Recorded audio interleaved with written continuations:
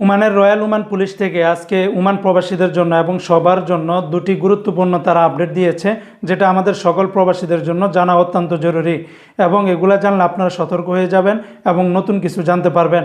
তো প্রথমে যে নিউজটি আপনাদেরকে জানিয়ে দিচ্ছি, ওমানের আল মুসান্না এলাকা থেকে দোকান থেকে অর্থ চুরির অভিযোগে একজন প্রবাসীকে আটক করা হয়েছে। এই বিষয়ে ওমানের পুলিশ জানায় যে ওমানের আল মুসান্না উইলিয়াতের একটি বাণিজ্যিক প্রতিষ্ঠানে চুরির ঘটনার সঙ্গে জড়িত থাকার অভিযোগে এক এশীয় নাগরিককে আটক করা হয়েছে। তবে সে কোন দেশের নাগরিক সেটা কিন্তু উল্লেখ করেনি, বলেছে এক এশীয় নাগরিক। আপনারা জানেন ওমানের পুলিশ সহজে কোনো দেশের নাগরিকের নাম তারা এখানে উল্লেখ করে না, কোনো দেশের নাম উল্লেখ করে না, বলে যে এশীয় নাগরিক। পুলিশের দেওয়া তদন্তের তথ্য অনুযায়ী দোকানের কর্মচারী অন্য ক্রেতাদের নিয়ে যখন ব্যস্ত ছিল, ঠিক ওই সময়টাতে চোর অর্থ চুরির এই ঘটনাটি ঘটিয়েছে। বর্তমানে আটক ব্যক্তির বিরুদ্ধে প্রয়োজনীয় আইনগত কার্যক্রম চলমান রয়েছে বলে জানিয়েছেন ওমানের পুলিশ।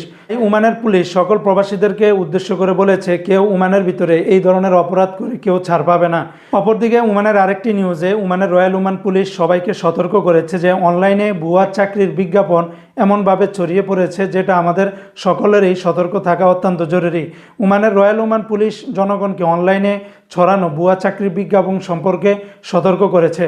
রয়্যাল ওমান পুলিশ জানিয়েছে, কিছু প্রতারক চক্র সামাজিক যোগাযোগ মাধ্যম এবং বিভিন্ন অনলাইন প্ল্যাটফর্ম ব্যবহার করে আরওপির নামে ভুয়া নিয়োগ বিজ্ঞপ্তি প্রকাশ করেছে। সব বিজ্ঞাপনের মাধ্যমে চাকরি প্রত্যাশীদের বিভ্রান্ত করে আর্থিক প্রতারণার চেষ্টা করা হচ্ছে।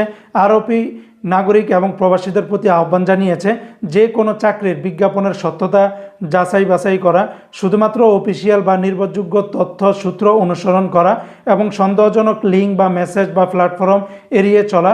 কোনো প্রতারণামূলক কার্যক্রম চোখে পড়লে তা দ্রুত সংশ্লিষ্ট পুলিশ আশেপাশে যারা আছে তাদেরকে জানানো। অবশেষে ওমানের পুলিশ জানিয়েছে যে অনলাইনে কোনো ধরনের সিভি বা কোনো ধরনের চাকরির যে আপনারা ইন্টারভিউ দেন বা চাকরির বিজ্ঞাপন দেখেন, সেগুলাতে কোনো কিছু দেওয়ার আগে অবশ্যই সেটাকে ভালোভাবে যাচাই বাছাই করে নেবেন।